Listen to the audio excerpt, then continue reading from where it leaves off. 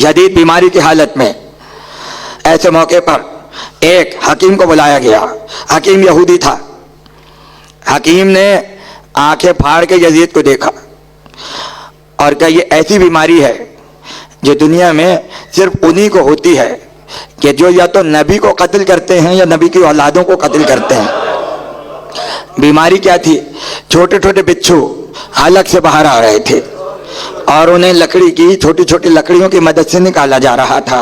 क्या ये बीमारी उसी को होती है जो या तो नबी को कत्ल करे या नबी की आल को कत्ल करे। यजीद ने कहा मैंने हुसैन को कत्ल किया है।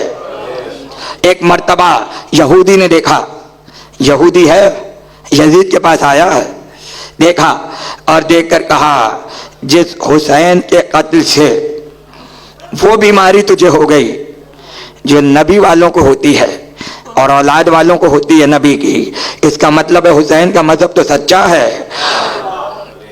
उसी वक्त अशहदु अल्ला इलाहा इल्लल्लाह अशहदु अन्ना मुहम्मद रसूलुल्लाह आया यजीद के पास, मगर फिर भी इस्लाम हुसैन की वजह से मिला और कलमा पढ़ के वहां से उठा, वहां से वापस चला, यजीद के पास से चला। आया था यहूदी था, चला तो हुसैनी था और सबसे पहले अपनी बीवी को बताया कि मैंने आज यजीद में वो बीमारी देखी है जो नबियों के कातिलों को होती है, लिहाजा तू भी मुसलमान हो जा। बीवी भी मुसलमान हो गई। हुसैन करबला में दफन हो चुके और यहाँ हुसैन की वजह से इस्लाम फैल रहा है।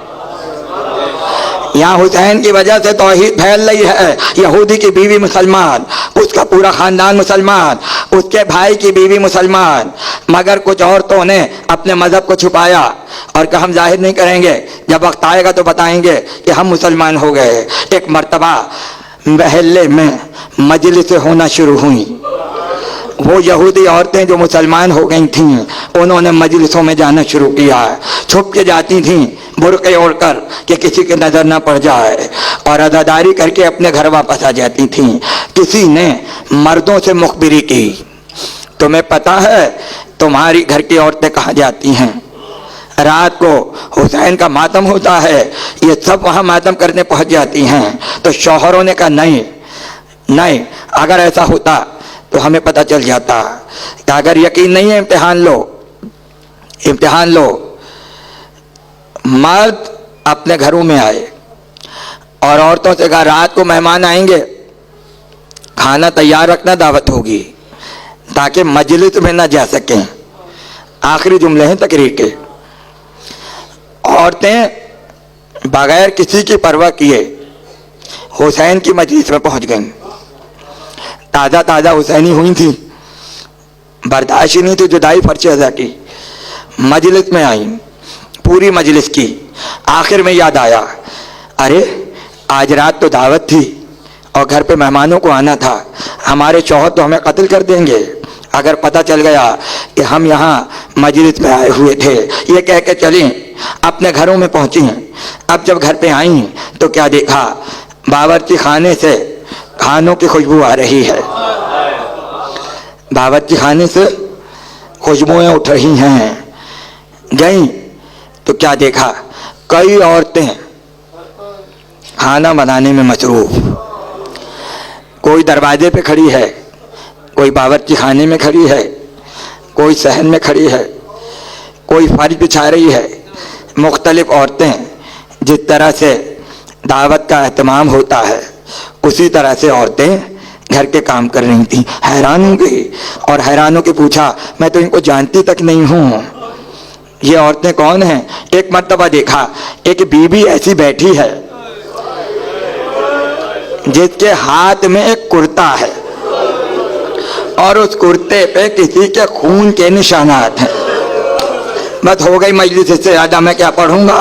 एक मर्तबा उसमें हिम्मत नहीं हुई, वो आगे बढ़ी और उसने बढ़ के बड़ी एहतियात से उस बीवी से पूछा, क्या ये बताइए आप कौन हैं? और वो जो सामने बावर्ची खाने में बीवी खड़ी हैं वो बीवी कौन है? तो पुकार के कहा, ये मेरी बेटी ज़ैनब है, ये मेरी बेटी ज़ैनब है। उसके बाद कहा, आप कौन हैं? कहा भी नहीं पहचाना।